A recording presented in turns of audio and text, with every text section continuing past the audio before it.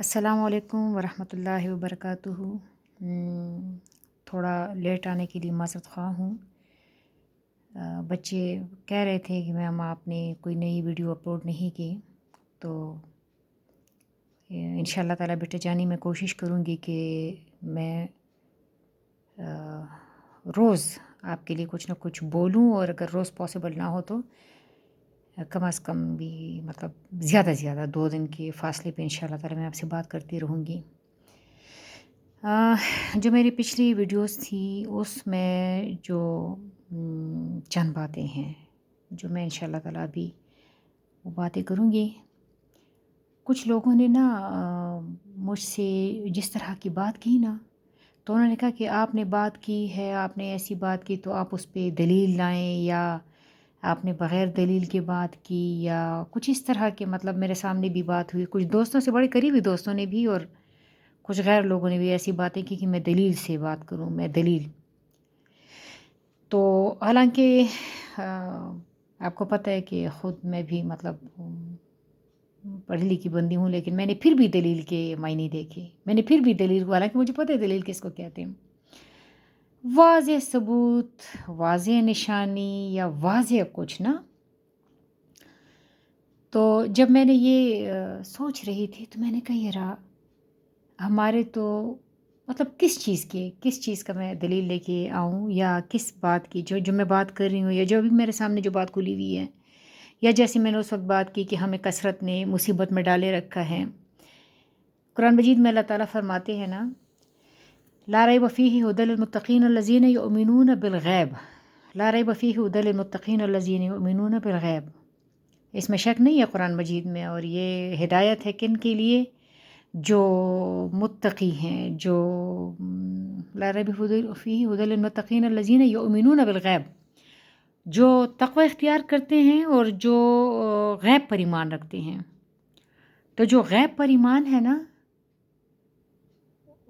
وہی تو ہماری ایمان کا سب سے بڑا مطلب ایمان کا خاصہ ہے، وہی تو قرآن کی تعلیمات کے لیے ہمارے پاس شرط اولین ہے کہ جو غیب پر ایمان رکھتے ہیں، اور غیب کے لیے ہمارے پاس کوئی دلیل نہیں ہے۔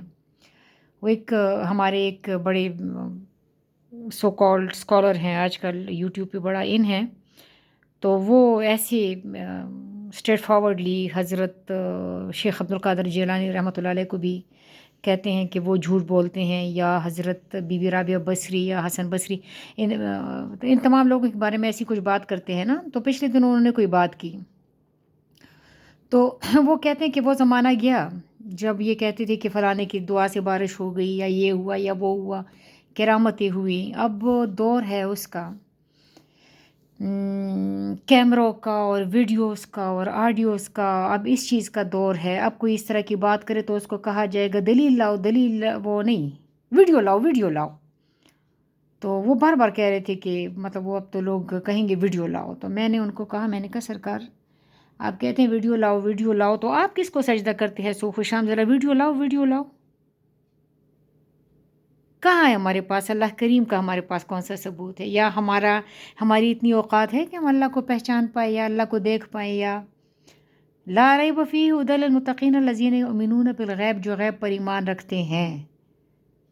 ہم تو جو جیسے اللہ تعالیٰ فرماتے ہیں کہ ہلاکت میں رکھا تجھے چیزوں کی کثرت نے حتیٰ کہ تم قبروں میں پہنچ گئے، تو ہاں ہلاکت میں رکھا ہمیں چیزوں کی کثرت نے، چیزوں کی اتنی کثرت ہے۔ میں اکثر بچوں سے یہ بات کرتی ہوں، ابھی کچھ دنوں بعد ہمارے کالج میں ایک پارٹی آنے والی ہے، اور میرے پاس پارٹی پہ پہننے کے لیے کوئی سوچتی ہوں کہ مطلب کل انشاء اللہ تعالیٰ میں کپڑے خریدوں گی یا یہ وہ، جبکہ الماریاں بھری ہوئی ہیں، واشنگ مشین بھرے ہوئے ہیں، پیٹیاں بھری ہوئی ہیں، بے تحاشا کپڑے ہیں۔ الماری کا دروازہ کھولتے ہیں تو کپڑے نیچے گرنے لگتے ہیں، اور جب کہیں جانا ہوتا ہے تو پہننے کو کپڑے نہیں، جوتے بے تحاشا، کھانے پینے کی چیزیں بے تحاشا، اور پھر جب ہم رات کو سوتے ہیں تو آوازیں بے تحاشا جس میں ہماری نیند کہیں گم ہو جاتی ہیں۔ تو یہ بات میں نے اب اس کے لیے میں مزید مطلب اچھا چھوڑیں، میں یہ بات نہیں کروں گی، میں صرف ان کو یہ جواب دے رہی تھی۔ ایک بی بی رابعہ بصری سے کسی نے سوال کیا کہ بی بی آپ نا شیطان کے بارے میں کچھ فرمائیے، تو انہوں نے کہا یار کی باتیں کچھ کم ہے، یا یار سے فرصت نہیں ہے۔ تو انشاءاللہ تعالی ہم آئندہ نا اس طرح کی نہ میں کوئی دشمنی والی بات کرنا بھی نہیں چاہتی، میں جسٹ ایک بات کر رہی تھی، اگر کسی کو ناگوار گزری ہو تو آئی ایم ویری سوری. تو بس یہ بات واضح کرنی تھی کہ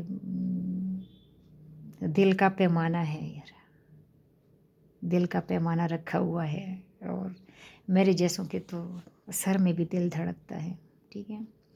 اچھا، آج نا کسی وہ ایک اور ویڈیو پہ جس پہ میں نے کہا تھا کہ آپ خیال کو، جو آپ کی سوچیں ہیں آپ اس کو رد کرنا سیکھیں، تو مجھے جس نے کہا نا کہ ایسا کیسے پاسبل ہے کہ ہم اپنی سوچوں کو رد کریں یا ہم اپنی سوچوں کو رد کر سکتے ہیں. اچھا، جنہوں نے یہ بات کی تو وہ ماشاءاللہ فزکس میں پی ایچ ڈی ہیں. اب فزکس تو ویسے بھی میرا پسندیدہ مضمون ہے اور مجھے بہت زیادہ شوق ہے، اور میں اگر سائنس پڑھی ہوئی ہوتی تو میں لازماً فزکس پڑھتی، اور ابھی بھی پڑھ رہی ہوں.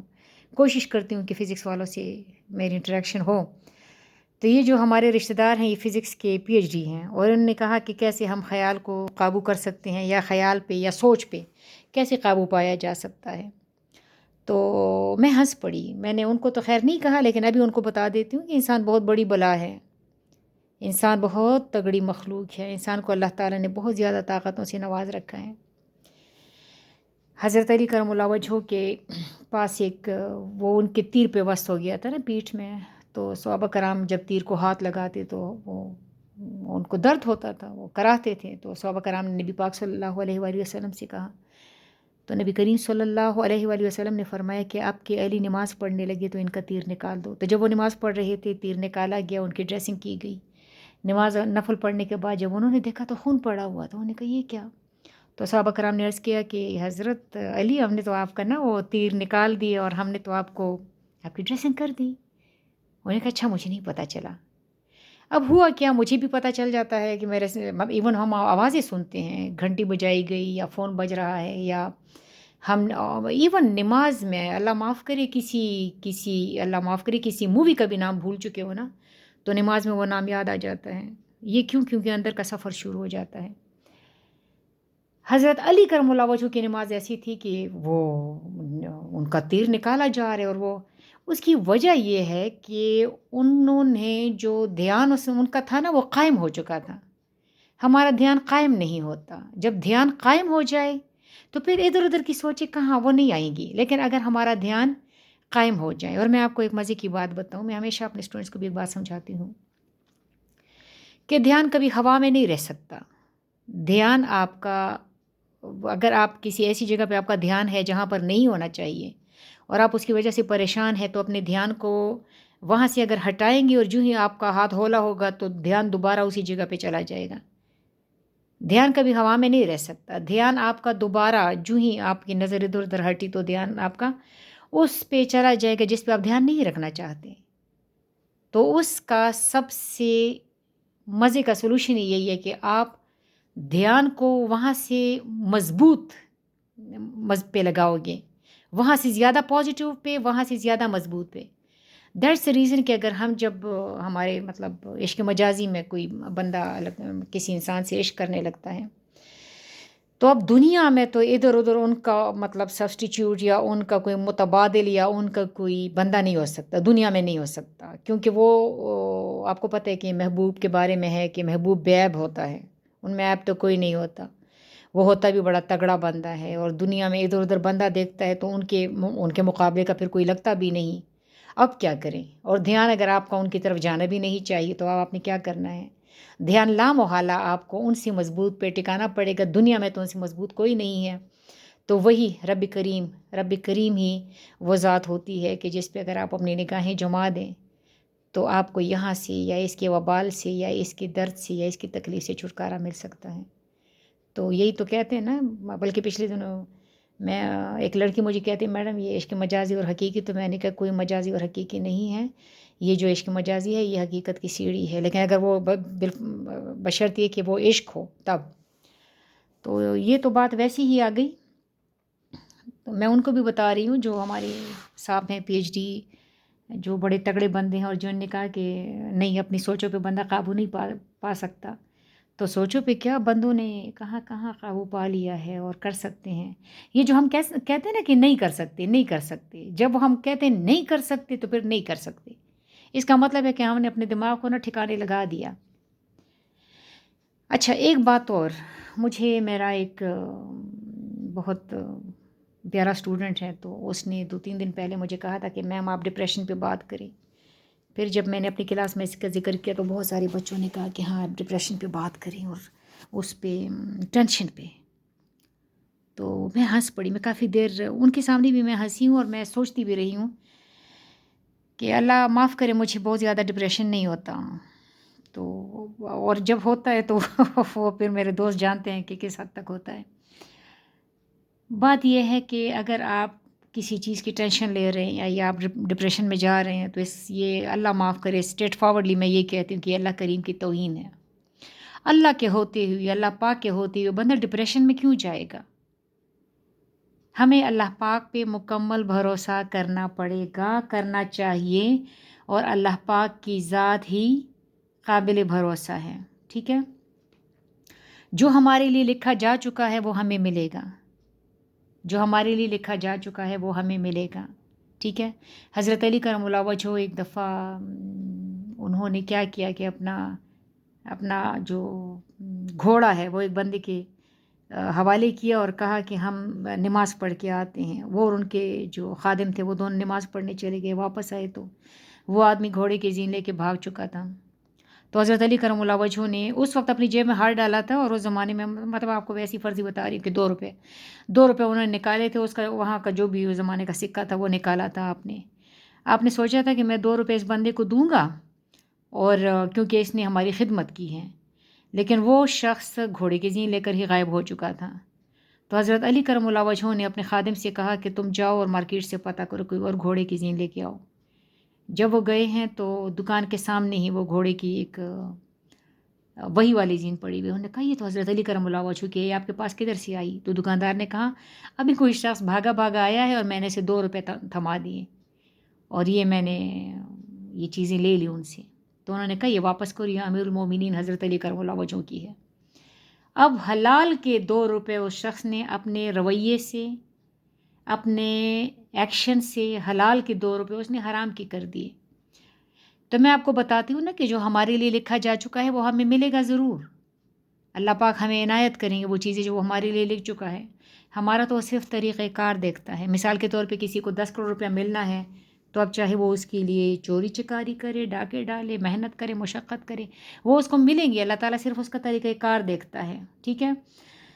تو ہمارا کیا کام ہے؟ ہمارا یہ کام ہے کہ ہم اپنا جو کھاتا ہے وہ کلیئر رکھیں، باادب رہیں، اور اللہ کریم پہ بھروسہ رکھیں، اپنے ماں باپ کی دعاؤں پہ بھروسہ رکھیں، اور والدین سے بھی یہ درخواست ہے کہ وہ اپنے بچوں کو اس معاملے میں بے جا تنگ نہ کریں۔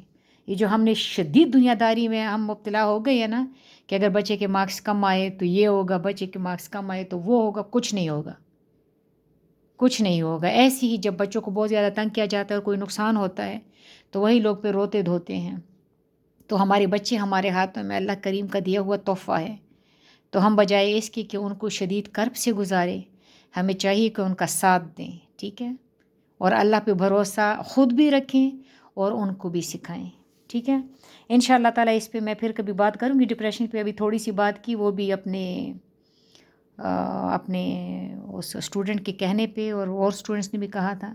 میری دعائیں بیٹا ہمیشہ آپ لوگوں کے ساتھ رہیں گی، اور یہ کہ میں ہمیشہ آپ کو ایک بات سمجھاتی ہوں کہ غلطی کرنا برا نہیں ہے، غلطی کو دہرانا برا ہے، تو آپ غلطی کو دہرائیے نہیں۔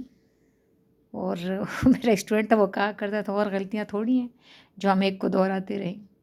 تو اللہ تعالیٰ آپ لوگوں کو سیدھے راستے پہ رکھے، ہمیشہ آپ پہ مہربان رہیں، میرے دوستوں پر بھی مہربان رہیں، اور میرے اسٹوڈنٹس پر بھی، مجھ پہ بھی، ہم سب پہ۔ اللہ تعالیٰ آپ سب کو سلامت رکھے۔ السلام علیکم ورحمۃ اللہ وبرکاتہ۔